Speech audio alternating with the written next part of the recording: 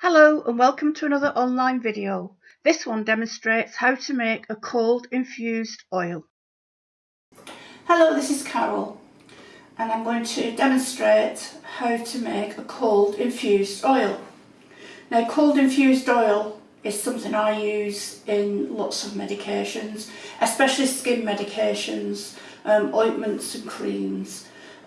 Now today I'm going to make a cold marigold infused oils, and here I've got marigold flower heads. That's the complete flower head, and this smells gorgeous. Oh, I do like marigold. It's one of my favourite flowers, and it's so useful as well. So a jar, this is a clean jar and it's been sterilised in the oven. So what I'm going to do now is use my hands clean, to pack the jar with marigold heads. And it really does need to be packed, not too tightly because you need the oil to get in there, but it does take quite a few of the flowers to do. So just push it down a little bit. As I said, don't pack it too tightly, you need the oil to get round it, but just keep going with it. You'll be amazed how much it takes. I mean, you can buy this calendula oil, but I don't like the fun of making it as well, and it's always good to have in. Okay, now I'm going to leave it at that, because what will happen when the oil starts to permeate into the marigold flowers, it will go down. This material will go down. So then I'll top it up with a few more. Okay, so this is sweet almond oil, and I like sweet almond oil. It's what I usually use for making skin creams and ointments and stuff. But it's a matter of choice. There's all sorts of oils you can use, and the look on the website will help you with this, with talking about oils and which one to use. So that just pours into there. You've got to have a little bit of patience because it is an oil. It's not quick. Now that's 200 millilitres, and if I press that down with a spoon, that will take more. That will take more oil. Might even take another 200, you never know. So just keep going until the herb is completely covered. Completely covered. I will have to top that up a little bit. But I'll do it now, because you do want to get as much marigold flowers in there as you can. Press that down a little bit further.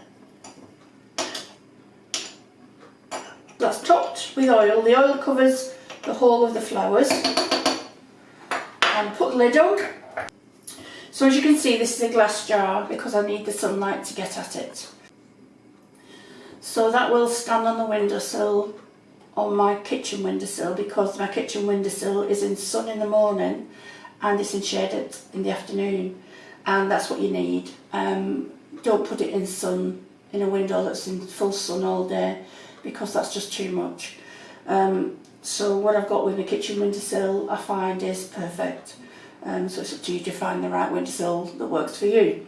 And what I will do is shake it every day, and after 6 weeks, when it's finished after 6 weeks, we'll come back to that and I'll show you what you do with it next. Thank you. Hi there. It's been 6 weeks since I put this on the kitchen windowsill, and it's been shaken every day. Now I'm going to show you what we do with it next. Here I've got a jug. I use a glass jug, but you could use any jug. And I've got 2 layers of muslin tied with a piece of string, and if you can have a look, I've got a little dent in the bottom so that it'll hold all the herbal material. Now sometimes the lids are quite hard to get off when it's been sitting for quite a while, It's just a case of brute force. That wasn't too bad. Just a case of brute force. Now then, that wants to pour into there. We need all the residue herb, so that needs to come out of the jar.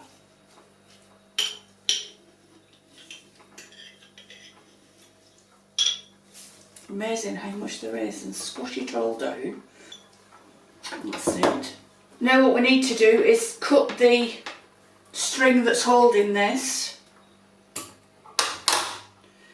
and squeeze all the residue, and it's cold, it's not hot, so it won't do you any harm. Squeeze all the residue of oil that's sitting in there in the herbs. There's quite a bit more in there. I use a tray on the table for doing this because it can get quite messy. Now you might see that oil is a little bit yellower than it was when it went in, and that's because of the herb. It's the calendula herb. It's a very yellowy orange herb to start off with, so obviously it gives you a little bit of colour, which is quite nice. Right, so I've got various size bottles here. I'm not sure whether all this oil will go into this bottle, but let's have a go. This is why you need a jug. Oil's quite thick, so it needs a little bit of patience again. I think making herbal medications is all full of patience.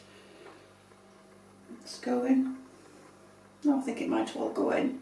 Whoops, lost a little bit there, which is why I need the tray. And there we go. This bottle holds 250 millilitres, but if you remember, we put more than 200 in, and we have lost a little bit, but that's to be expected. So there you have your calendula oil, and I'll show you one way of using calendula oil later on in this course.